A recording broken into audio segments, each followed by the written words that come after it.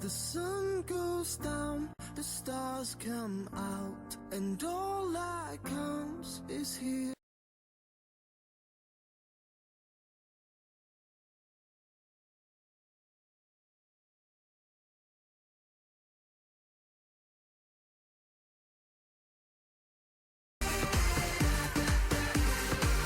You are listening to Paramania Radio. Hey guys, I got the perfect song for the show. What do you think about this? What the hell is this? Dude, this is not the boring psychic. Oh, okay, how about this instead? Take out the papers and the trash. This isn't it. Or you don't get no spending cash. No. This is what I'm talking about. Yeah! The party is live every Friday night, 7 p.m. Eastern, 4 p.m. Pacific, with a twist of metal. Melissa Bruce is the heavy metal psychic. Only on Paramania Radio. Be there. Do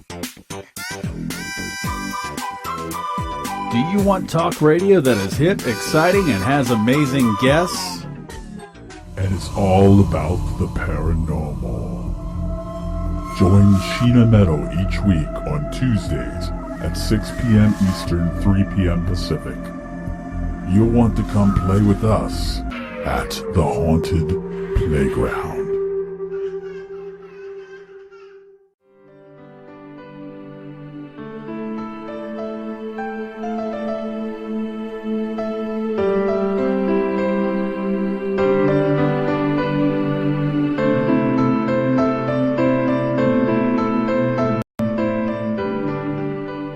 Welcome to Beyond the Paranormal with your host Simon Bamfield, supported by the British Paranormal Association.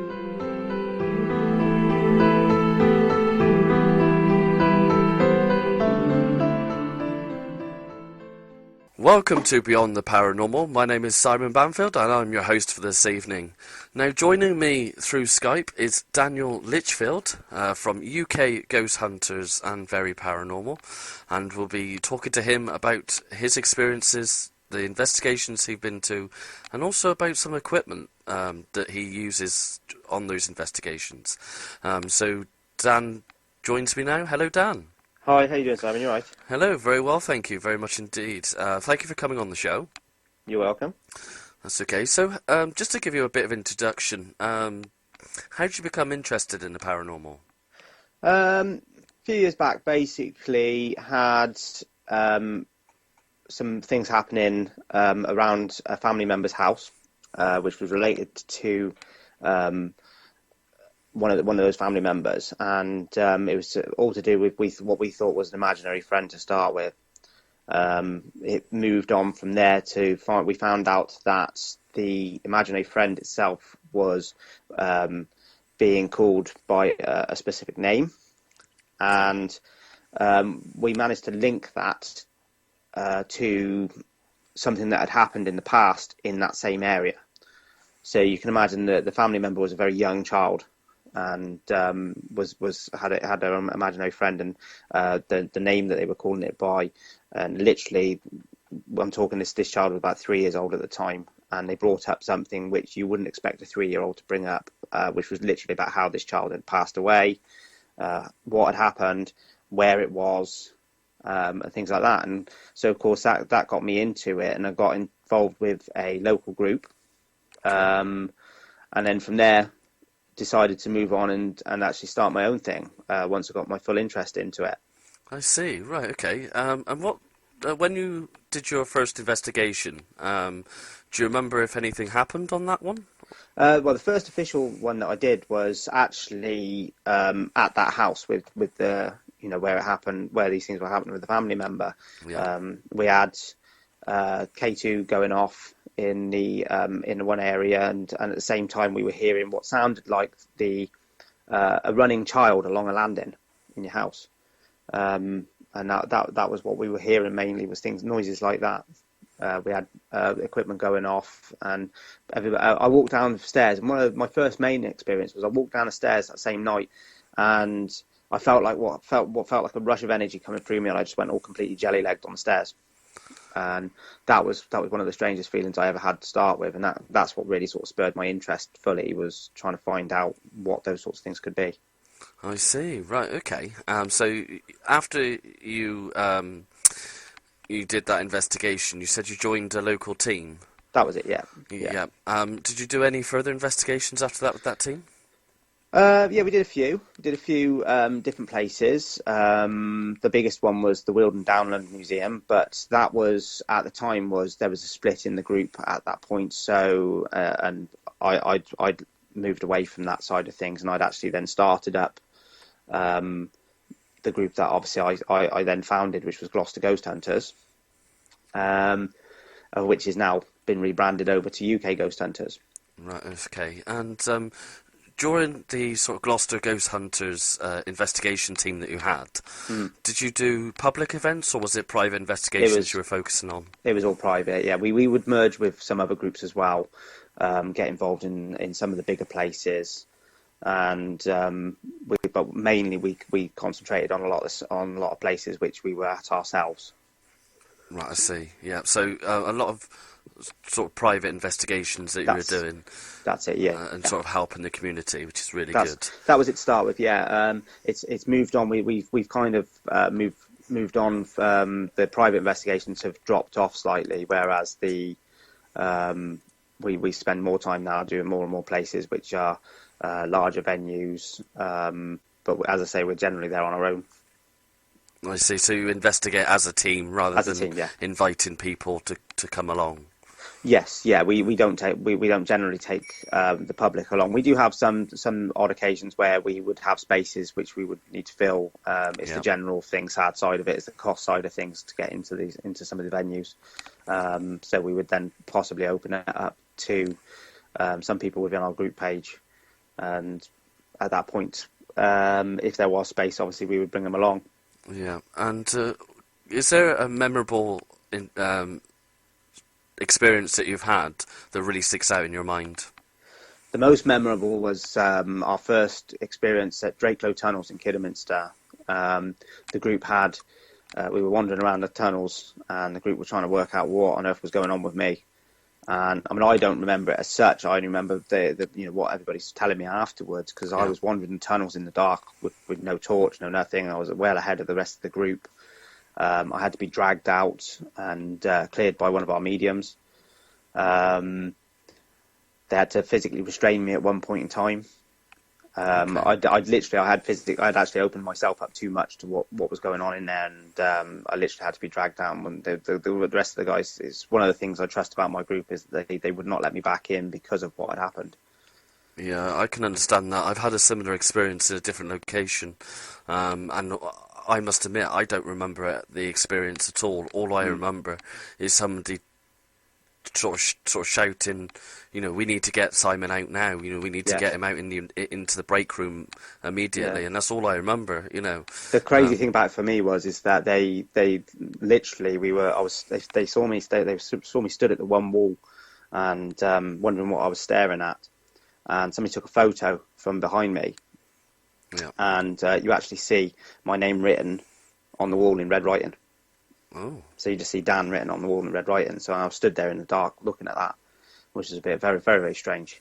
It certainly is. It's those kind of experiences that make you kind of want to experience more. Yes. I mean, to me, it's as soon as I've had an experience like that, it sort of I want to ask questions like, what was that?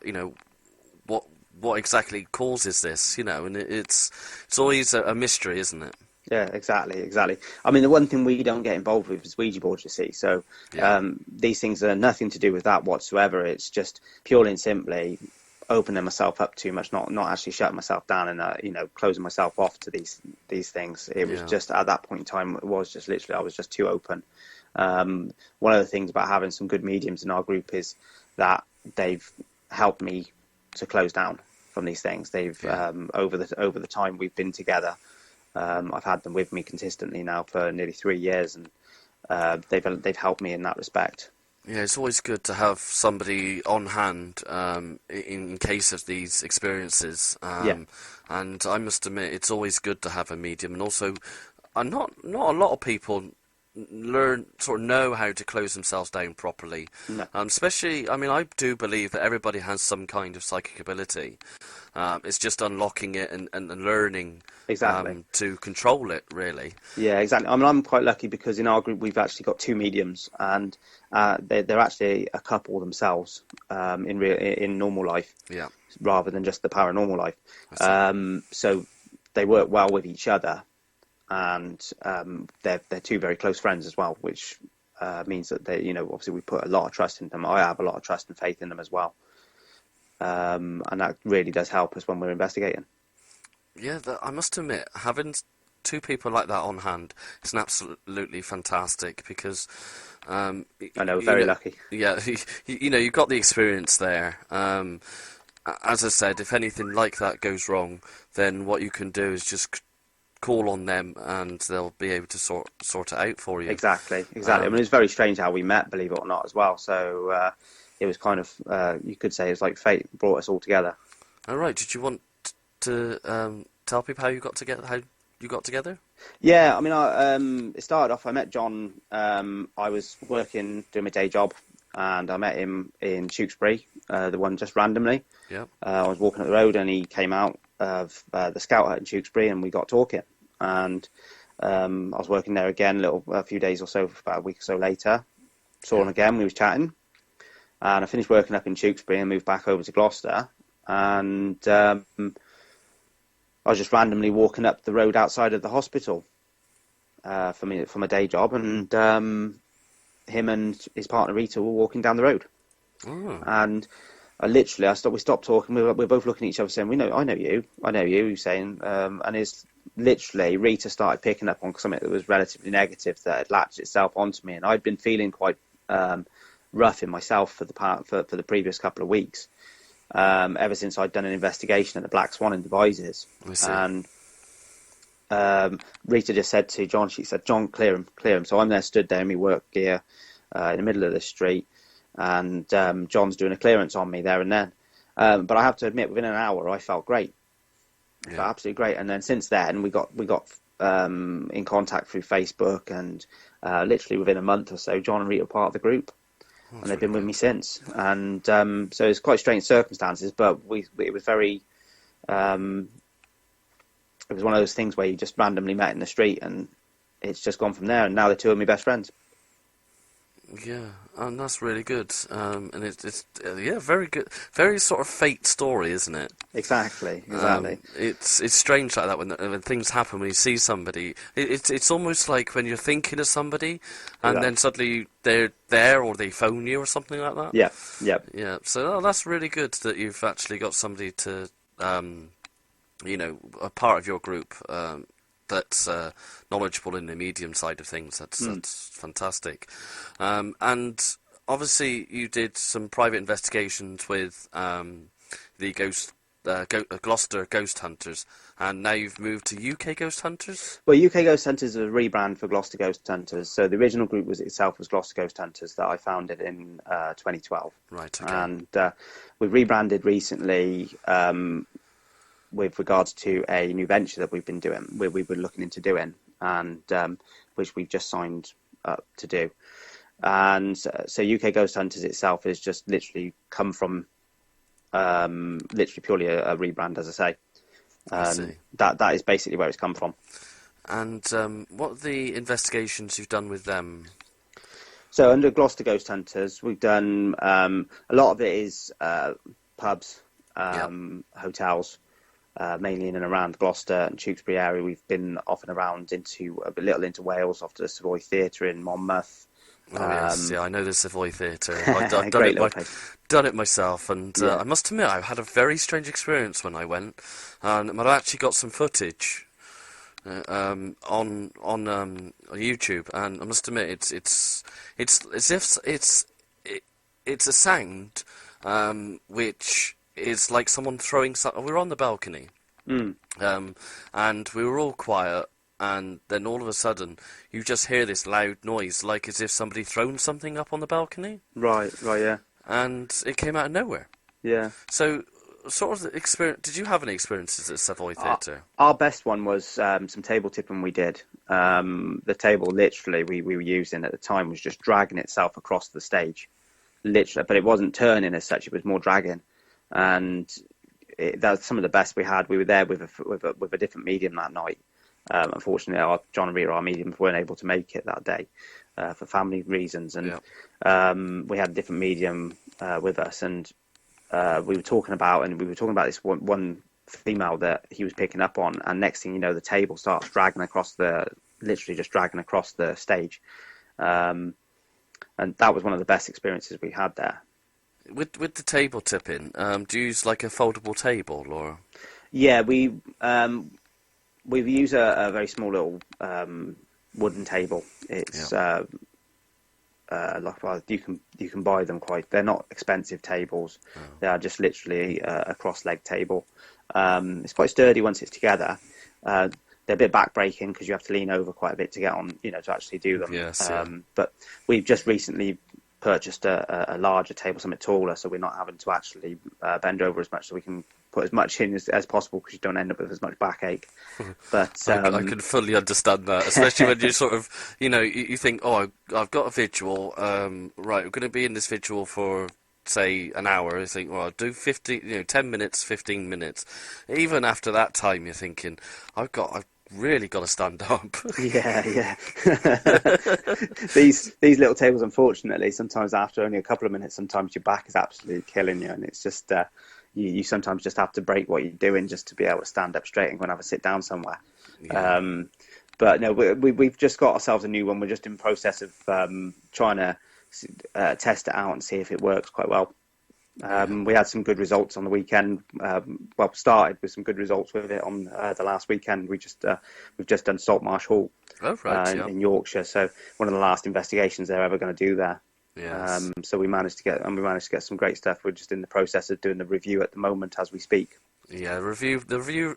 What people don't realise with the review process, it is very much sitting down in front of a computer and spending hours just looking at something. Even with static cameras, for example, as you probably appreciate, you're sat there, you've got your monitors in front of you, you've got your headphones on, and if it's a static camera, you probably don't see anything for 2 hours, and it's just an almost static image. Exactly. A few little bits of, maybe if it's sometimes a little grain or an insect will come past, and you think, well, what's that? You rewind it, you think, oh right, there, that's just an insect, and you just sort of work the way through it. And as you probably appreciate it, a lot of people don't realise how much review process goes into it. No, exactly. I mean, especially when you do a long weekend. I mean, literally Friday night just gone, I was in Pontefract at 30 East Drive. Which obviously was the original house from the film When the Lights Went Out. Yeah. I was there on Friday night, and then Saturday night was at Saltmarsh Hall with the rest of the team. So I've come away from the weekend with, you wouldn't believe how much video footage to have to look through. Just the two cameras I was running, which are my full spectrum GoPro Heroes. Right, yeah.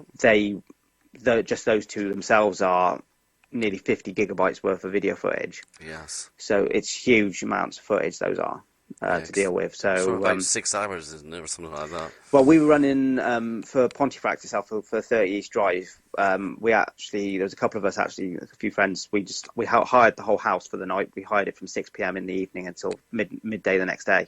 Right. So you can imagine we had cameras running the whole time. Oh gosh. Exactly. So I've come away. I've got I've got 4 cameras worth of evidence plus audio on a laptop that's got to be gone through. Sadly, we didn't get the Stickman footage running because that decided to corrupt for some reason. So we must, that was set up in the room where we had all the action. So is that like a Connect system, or? Yes. Yeah. Yes. So it's the Stickman Connect system where it detects people. Yeah. So we don't actually use the Connect, but we use the similar to the Connect. So, right. Okay. Yeah. I can understand. Yeah. I mean, that's really good. I mean, I've never. Sorry, I tell a lie. I've used the Connect. I was going to say I've never used it, but I've used the Connect once, I think, on one investigation, because somebody brought one along. Because even though I own a Kinect, I just haven't had time to set it all up properly.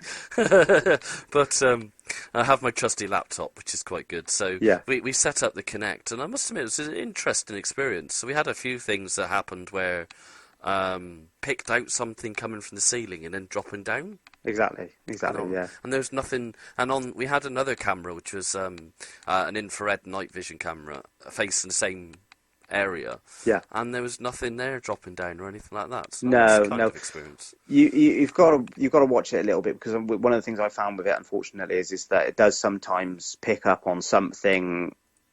It could just be I had a Woodchester mansion in the kitchen area. There's like a hook on the wall. Oh, yes. And it picked up on that for some reason and tried to calibrate itself to become a stick person from that. So it can do that, unfortunately. You do sort of have to watch what it's doing and make sure that it's not actually picking up on something just like which is a random hook on the wall, because it's picking up on a shape. So yeah, you do have to watch that a little bit. That's good advice, actually, because the Kinect is fairly new to the paranormal. Or that kind of technology. So it's very much experimental. Well, everything's experimental, really, but it's very much in the early stages. So exactly, you just got to factor in the fact that you're using technology which is not designed for the purpose you're using it for.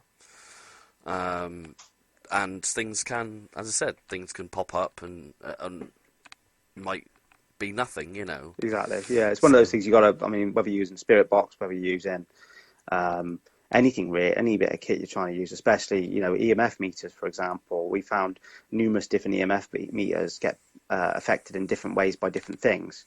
Yes. We've had a REM pod. Only ever my REM pod, in all the time I've owned a REM pod, I've only had it go off twice. Once, the first time was in a small museum in Tewkesbury. We debunked that. It was the wiring in the place. You flick the switch downstairs in the room and the REM pod upstairs went mental. So we managed to debunk that. The second time was in Pontefract on Friday. And I've owned my REM pod for about 2.5, 3 years now. And it's literally only the second time on Friday that it went off. So, and that was the only time it's ever gone off that I can't explain, was Friday. I see. So that it's things like that. You do have to make sure that when you are doing things, you debunk. You just don't automatically presume it's paranormal. It's why we don't actually have any. We prefer as a group to disregard orbs unless we can physically see it's giving off its own light source. Yes. There's a lot of people. I see a lot of videos going online where you get a child runs into a room and everybody's like, well, can you see the orbs around my kid? It's like, well, I have to look at that and I have to say, well, first things first, I'm looking at the fact that your child's just run in the room, and no matter how clean your house is, you can have the cleanest house in the world, but unfortunately there's always going to be dust and things in your carpet, and as soon as a child runs in or an animal runs in, you're going to get bits kick up no matter what. And especially if you've got a light source come in, things like that, your camera's going to pick it up. And when you're under infrared lights, I mean, we use some very high intensity LEDs. A lot of people don't use what we use. So our picture quality now is we've gone from the old style quite poor picture quality in infrared to now having really good immense quality infrared, because we've literally gone from using the old style 5mm LEDs up to using now we're using 18 watt infrared illuminators. I see. So it's very bright. So now we're getting, our illumination is really good, but you do get, when you walk through an area, especially places like Drakelow tunnel systems or older buildings, when you're walking around, you find that a lot of that kicks up and your infrared just shines off it straight away. So you do have to then sort of sit there and say, is that the flight path you'd expect of a bug? Is that what you'd expect from dust? Is the movement of it? Could it be in your house or in a private residence? Could that just been a piece of fluff or a piece of hair that's sort of in the air itself? Yeah. Yes, I do. I fully understand. And it's very much so. The orb conversation comes up a lot, especially on social media. Yes. A lot of people post photos, videos. Even myself now, I'm actually looking through photos at the moment of people have sent me And I'm just looking at, if there's any orbs on there. I've had one which was clearly a sort of an insect type orb, because you can, if you look carefully. Luckily, I know someone who's very, very good at photography, so he's able to analyze it and also enhance.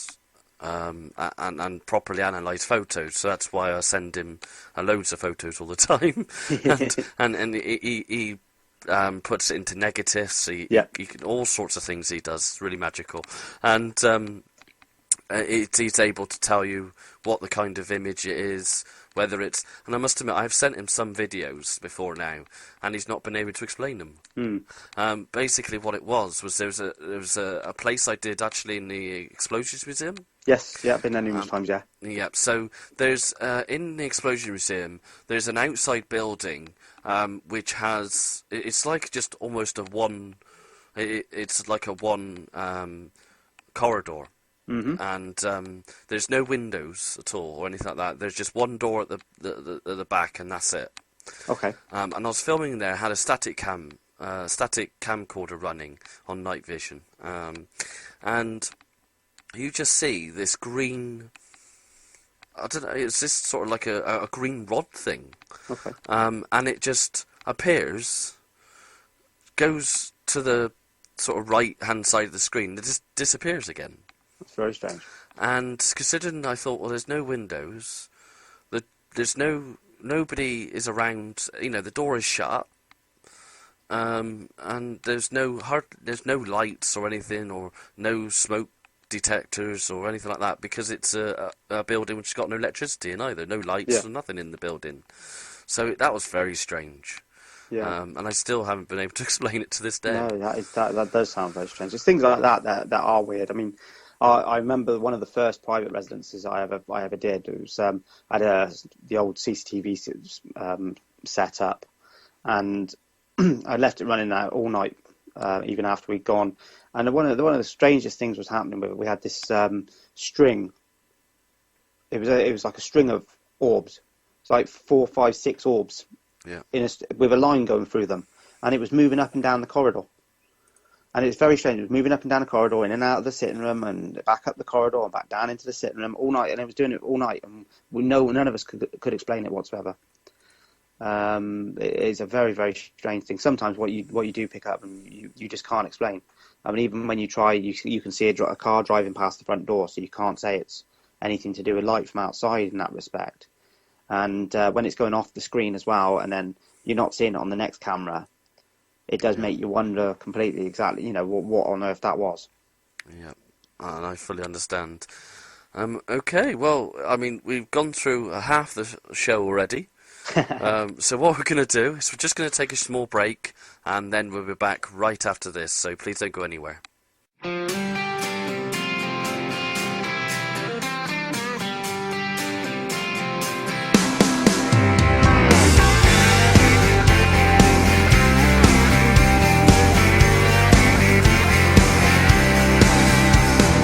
One day I'll slow and way down, spend my weekends in a swing out on the wraparound. Oh, but these days I'm on a mission to get these wild oats out of my system. Yeah, I might stay out all night. I gotta do a little wrong so I know what's right. I wanna sit out on the porch telling stories about my glory days when I'm pushing 80. How am I ever gonna get to be old and wise if I ain't ever young and crazy?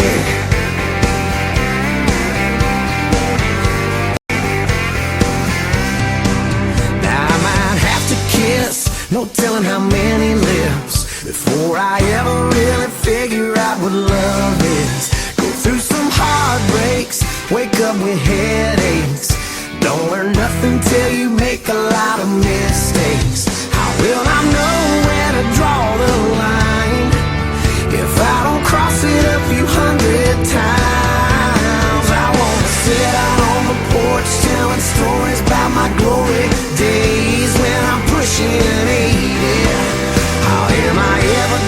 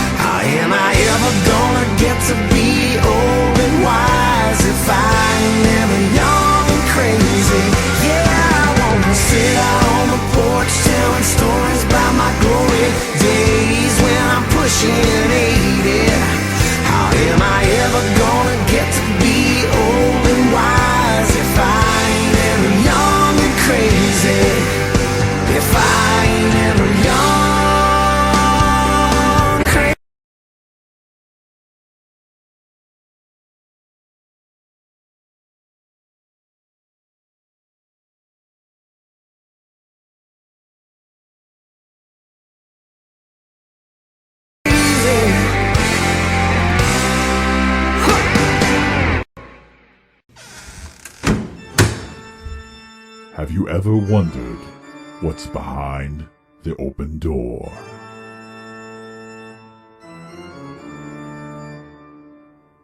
Then tune in with Sprinkles and Maggie Renee every Monday evening at 6 p.m. Eastern, 3 p.m. Pacific.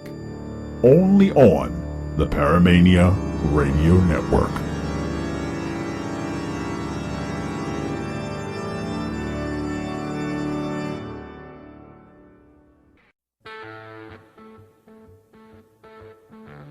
Come explore all things spiritual with Vicky and Sherry as they take a look at mediumship, empathy, psychics, readings, and much more. Check out Beyond the Stars with Vicky Johns and Sherry Gamble Tuesday night at 9 p.m. Eastern, 6 p.m. Pacific, only on the Paramania Radio Network. You are listening to Paramania Radio. Hello and welcome back to Beyond the Paranormal. I'm Simon Banfield and we're going to go on to the paranormal news for this week.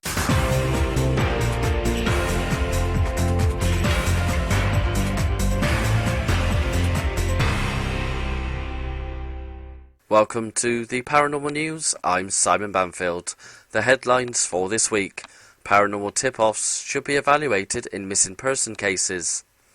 Paranormal Activity, The Ghost Dimension, to premiere at the Screamfest Horror Film Festival.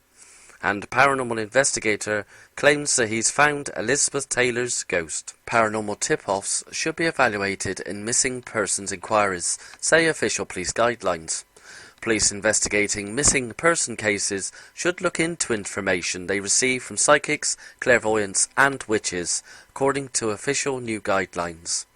The College of Policing, who governs training for officers across England and Wales, said police hunting someone who has disappeared should evaluate reports from people who claim to have an extrasensory perception. But the guidelines warn that such information should not be allowed to become a distraction unless it can be verified.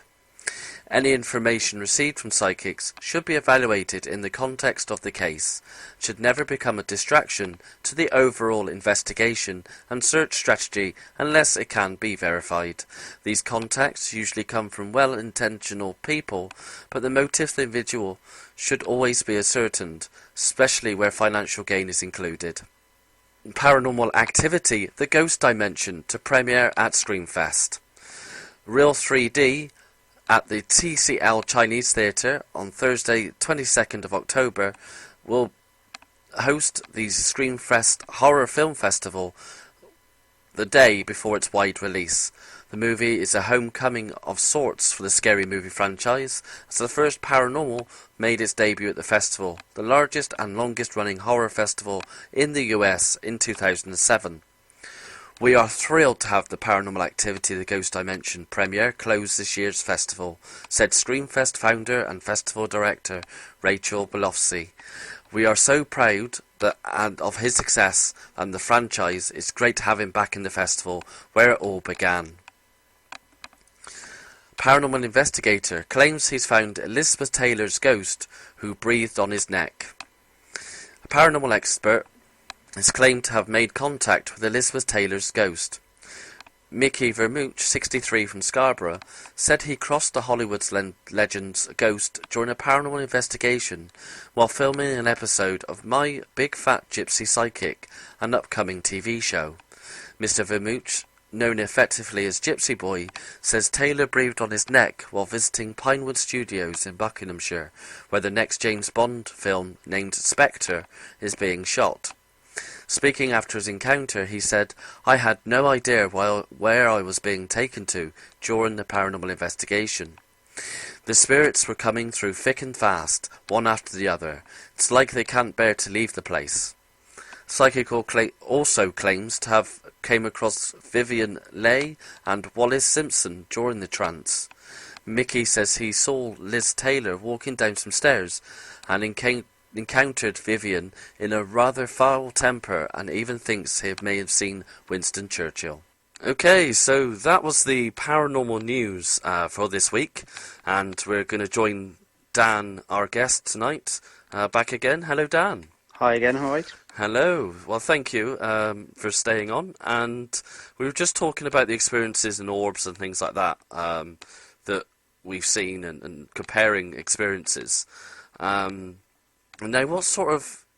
we mentioned a few pieces of equipment. Do you actually build equipment, I hear? Some of them, some of the equipment, I do it in conjunction with a friend of mine. Okay. I have a store linked to the group itself, which is UK Paranormal Store. So we run through our own website, plus also through our eBay store.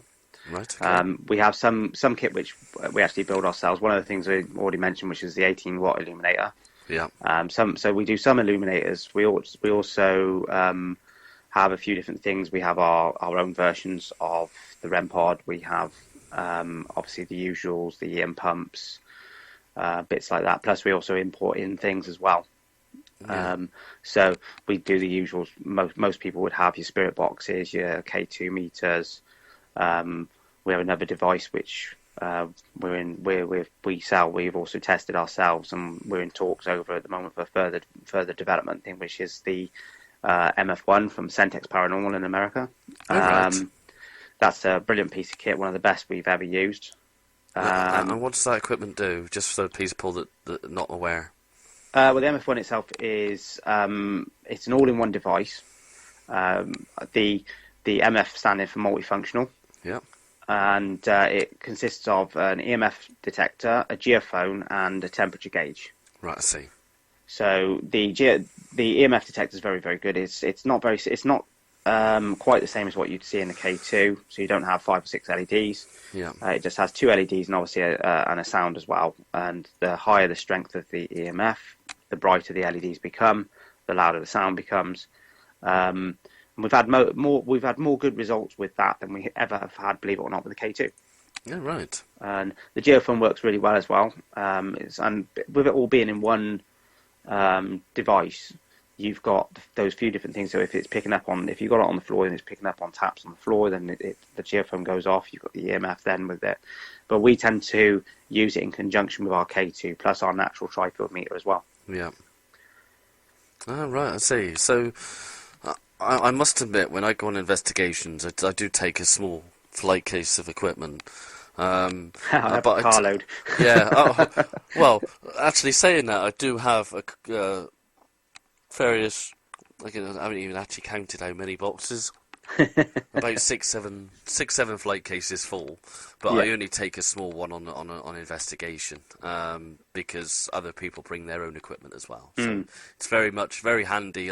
I used to lug around 6-7 flight cases of equipment to every investigation, but now I'm doing things slightly differently.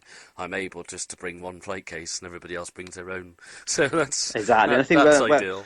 Where a lot of people are actually bringing out new bits of kit which are multifunctional as well, it does reduce your actual amount of kit that you carry as well, which is great. Yeah. Which is one of the things we're looking forward to. We've got one of the new Ghost Arcs on the way. Oh, I like. Yeah, I've heard about them. Yeah, I'm looking at maybe having a second one as well.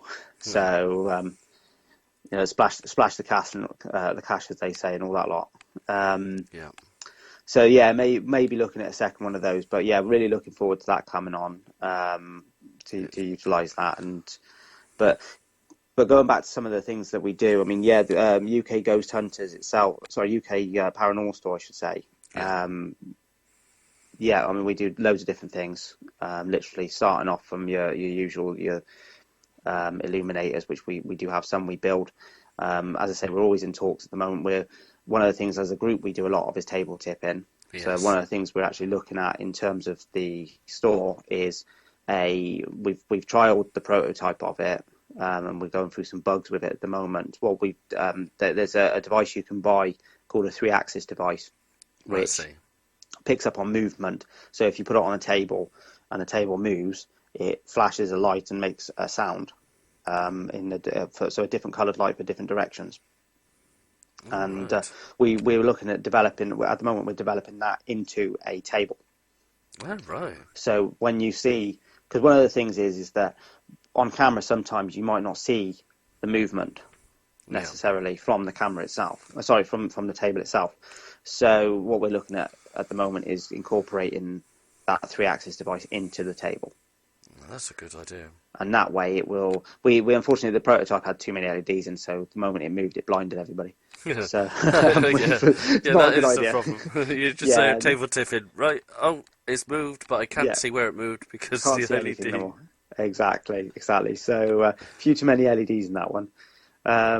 So we're in the process of revamping the prototype and seeing what we can do to get it working. We're also in the process of creating our own version of this portal that people are going on about at the moment, which links with a spirit box. So we're in the process of creating our own version of that. I must admit, I haven't come across that at the moment. So could you explain that for me? Well, what it does is it utilises an amp and things like guitar foot pedals to take away some of the background from the spirit box. So you get all that static noise, it utilises all that and actually enhances the voice that you're hearing.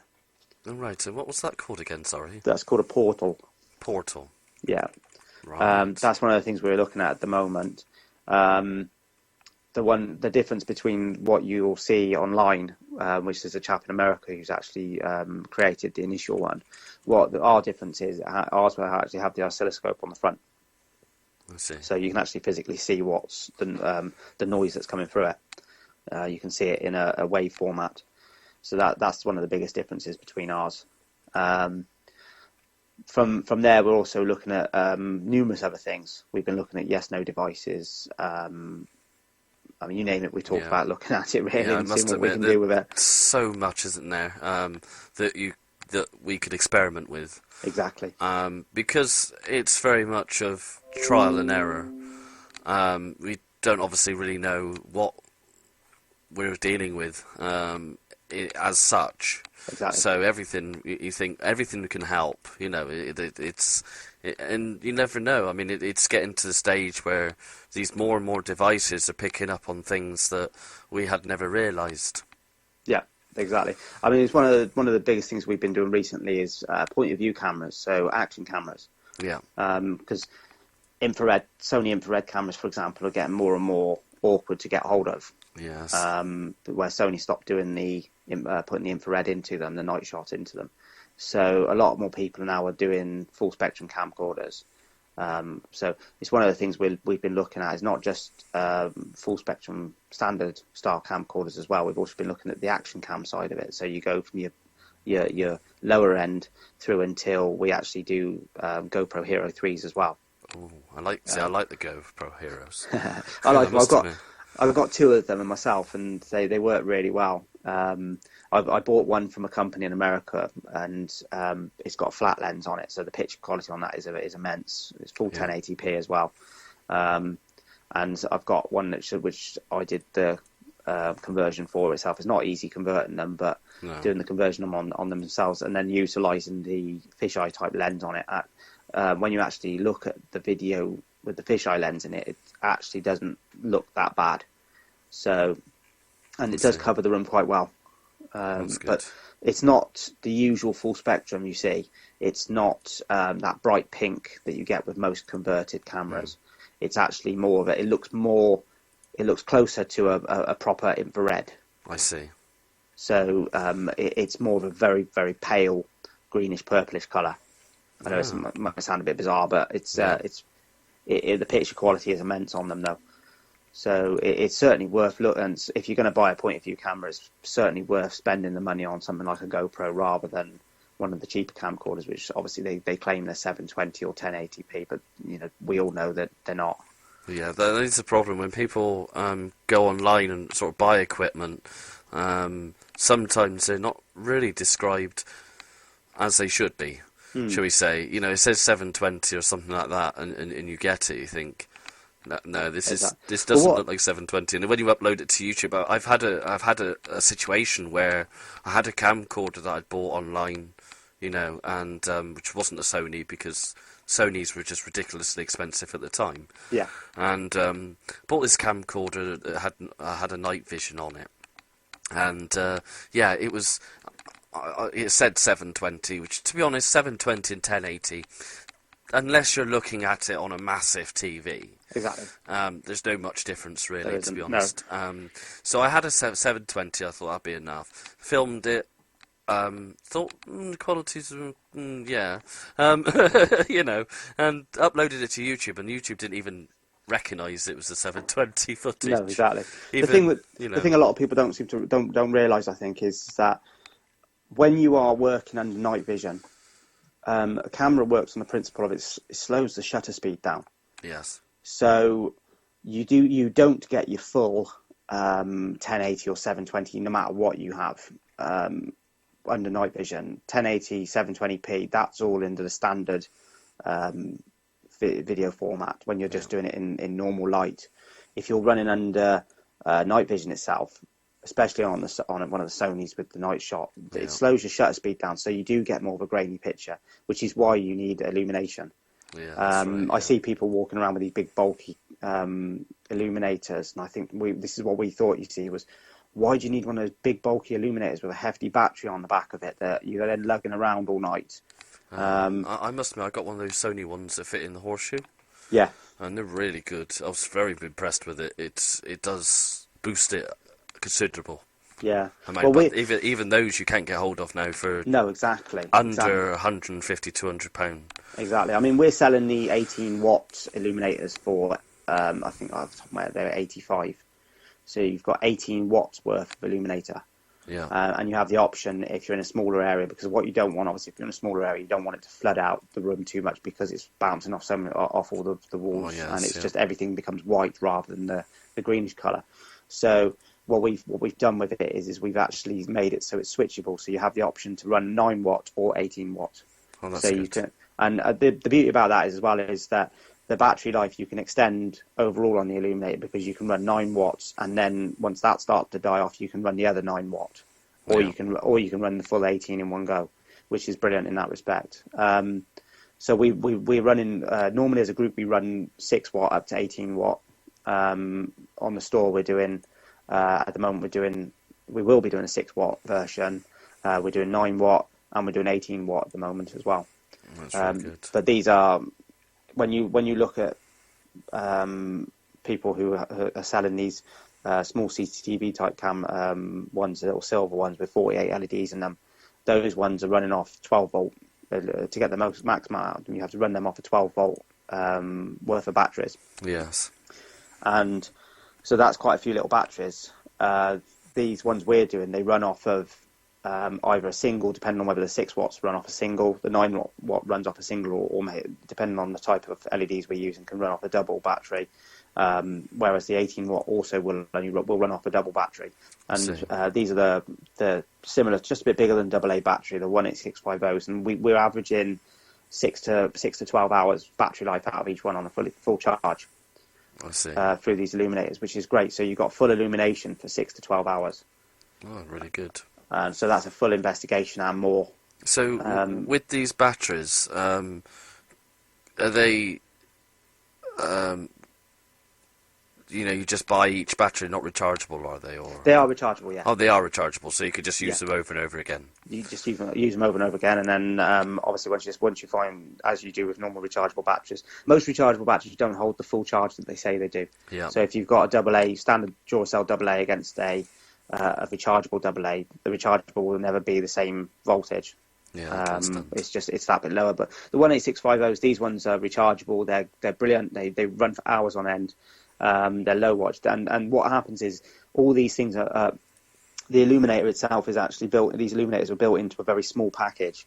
So you've just got the batteries on the back, a couple of switches on top, small box, and all you see is what looks like 6 little lenses sitting on the front of it. Yeah. And it just then fits onto your horseshoe, your hot shoe connector on your bracket. So it makes it nice and lightweight. Well, that's good. So all you're doing is very slightly adding to the weight of the camera. Yeah. But this is what we've been trying to do, you see, is make things custom build items, illuminators and things, where you see these big bulky ones that some people are selling at a couple £100, where we're trying to make these things that are somewhat more affordable, and they run longer. They're so much lighter weight in comparison, and you don't have to lug them around. You're just carrying them around like you would a normal camera with a normal illuminator on. Yeah. So these are the things we're trying to do. Like I said, I work in conjunction with a friend of mine, so he's the biggest reason as to why I do a lot of these things. He's helped me out a lot with them. He's taught me a lot of things. That's good. He's an electrical engineer himself, so he's taught me these things. So, and obviously I thank him for helping me with that. So I throughout the paranormal world, I've actually created quite a lot of friends, and these people help me a lot. Yeah, that's very good. And it's always nice to have some friends there to help you out. Exactly. UK Paranormal Store wouldn't actually be around if it wasn't for him. So he helped me actually build it and go from there. So he's another eBay seller himself, and we work together. So what he sells, what I sell as well, and vice versa sometimes. Yeah. Do you want to give us his name? Or? Yeah, his name's Paul Newman. He's part of Sussex Paranormal Society. I see. He's on eBay himself, as I say. He's more of a private seller rather than a business like I am. Yeah. He mainly when I need him and need help with him from him, he's on the other end of the phone. He's just answers any questions I need. I have when I have them. Yeah. He comes up with a lot of ideas, and I go to him with a lot of ideas, and we go from there and try and put them into practice. Oh, that's really good, and well done to Paul as well. So there you go. He had a little mention. So I can't give him a mention. Well, better give him a mention, because I know he'll have a little bit of a moan if I don't. Well, that's right. Yeah, definitely. We've got to mention people on this show as well, so that's exactly. really good. But he is probably the best illuminator builder in the country. You won't find better custom illumination from anybody. No, that's really good. And I must admit, illumination does help. As you said, you don't get the quality unless you've got some kind of illumination. I must admit, I've got one of Sony's professional series cameras. Yeah. Which I managed to pick up off eBay.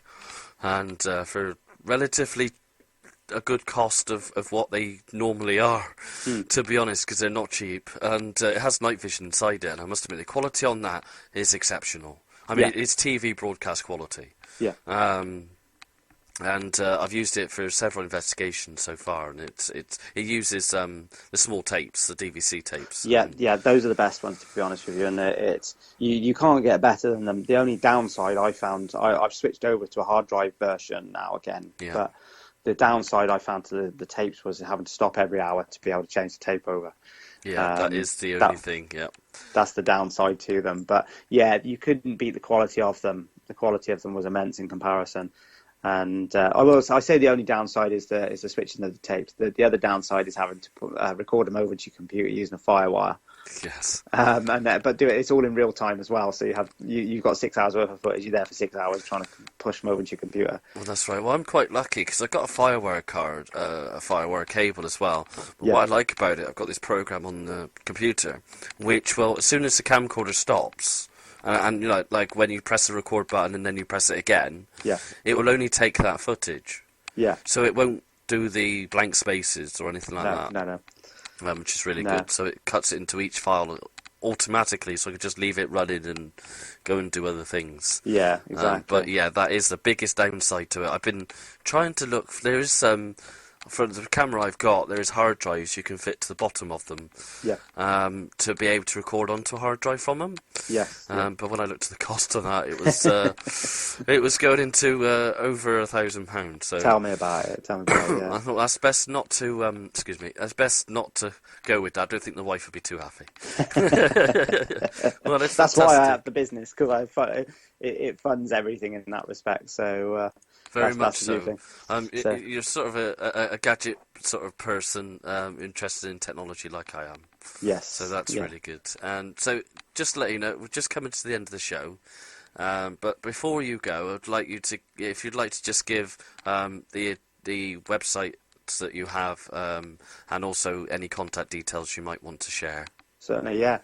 UK Ghost Hunters as a group, its website is uk-ghosthunters.com. You can watch our videos that we produce, which will be coming soon to a new website, which is called veryparanormal.com. Yeah. And sorry, could you just explain quickly about Very Paranormal, because we haven't covered that yet? Certainly, veryparanormal.com. The best way to describe it is it's the paranormal version of Netflix. It's going to be a new portal for people to be able to go on to and watch anything and everything to do with the paranormal. So there's loads of groups from around the world getting involved with it that are uploading their videos onto this. So there is a small subscription fee to pay for on a monthly basis, and a similar principle to Netflix. But you'll be able to go on and watch things to do with tarot readings. You'll be able to go on to watch group investigations. The TV program Rescue Mediums is on there. It's all being done by the TV show Rescue Mediums and their production company. I see. So there's a few UK groups getting involved at the minute. One of them being us.